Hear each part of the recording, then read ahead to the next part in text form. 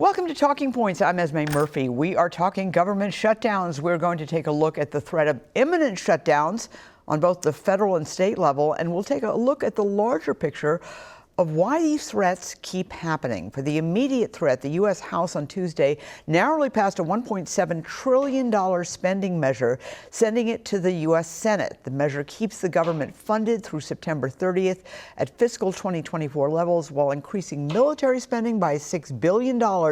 It cuts non-defense spending by $13 billion. 60 U.S. senators, including a number of Democrats, need to vote yes by Friday night, or the government shuts down this weekend. Joining me now is Professor Larry Jacobs from the University of Minnesota's Humphrey School. Thank you so much for helping us out here. Good to be with you. All right. Your thoughts about this possible shutdown that could happen in a matter of days? Well, first off, it's really quite an accomplishment that the House was able to pass the budget resolution.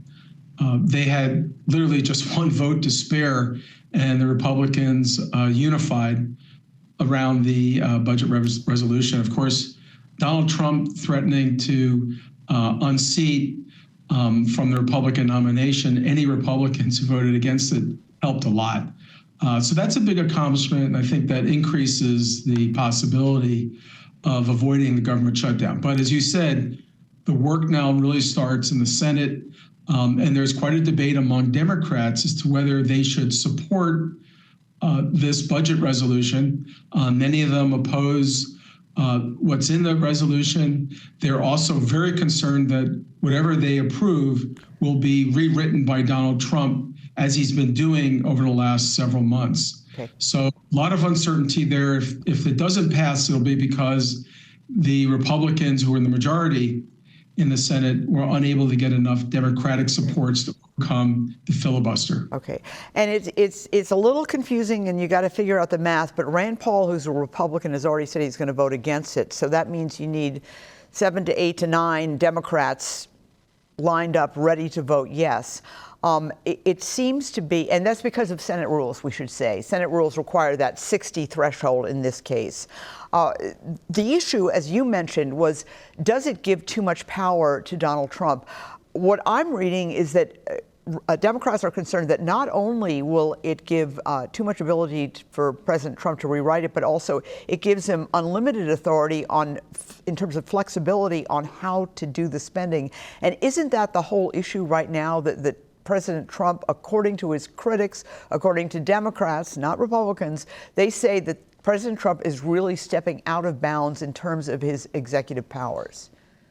Yes, not since Richard Nixon have we seen a president rewriting budgets. And the way this works is you've got Congress that passed the budget, the president that signs it.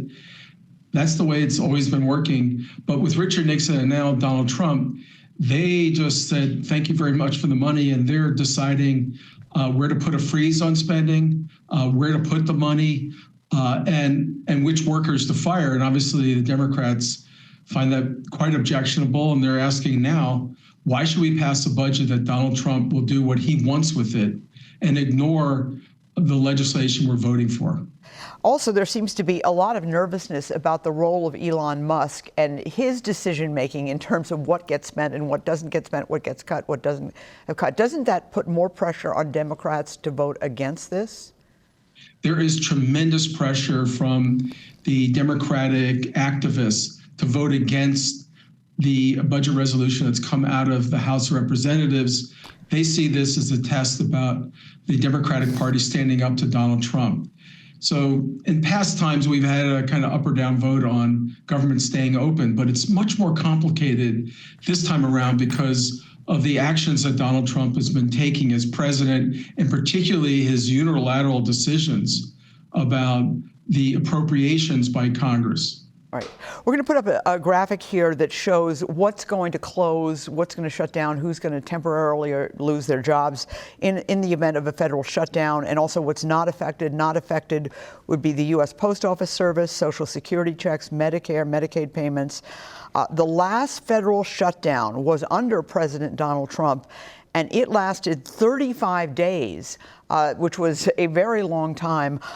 In terms of the pressures with federal employees don't get a lot of love in general, but it seems they're getting a lot more love these days because of what they're going through with the presidential cuts and also with DOGE.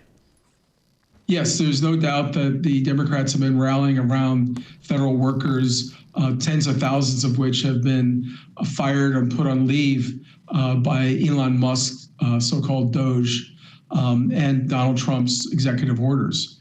So there's really quite a bit of pressure on the Democrats to stand up to Donald Trump and not vote for this bill. There are also Democrats who say that the party needs to rebuild its image, and it shouldn't be on the side of supporting a government shutdown, which would happen. They didn't support the package.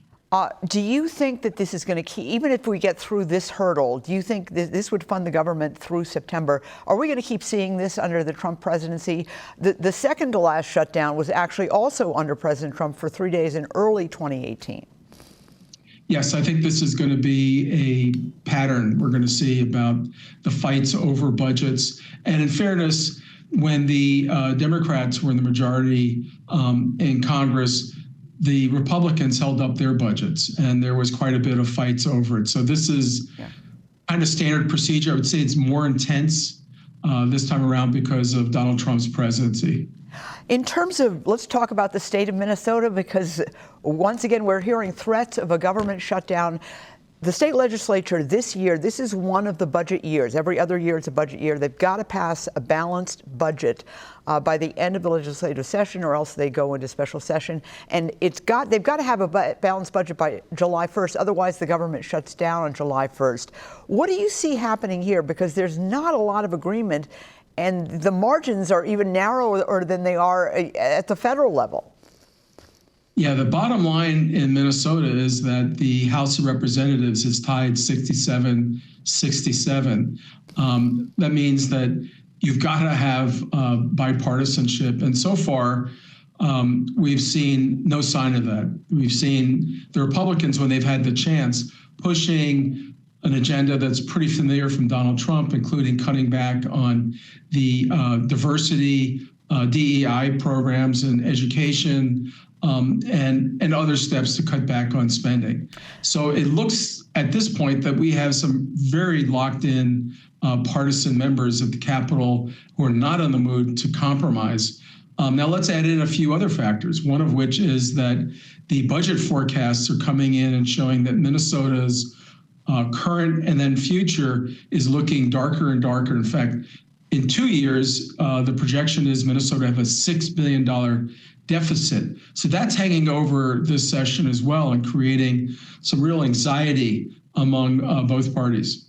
And in terms of a state government shutdown, the last state shutdown, July 2011, for 20 days, there was a lot of pain involved with that. You know, parks closed, a lot of government offices closed. Do you think it could happen again this year? Absolutely. In fact, I'd be surprised if the legislature, particularly the House, is able to pass a budget.